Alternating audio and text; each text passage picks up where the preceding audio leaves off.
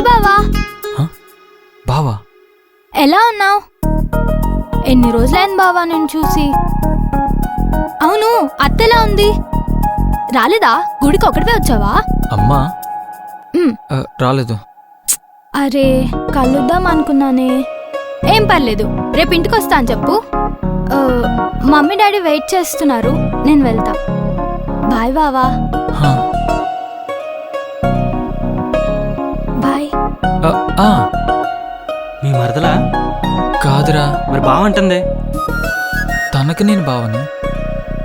రేయ్, నాకేం తెలుసురా?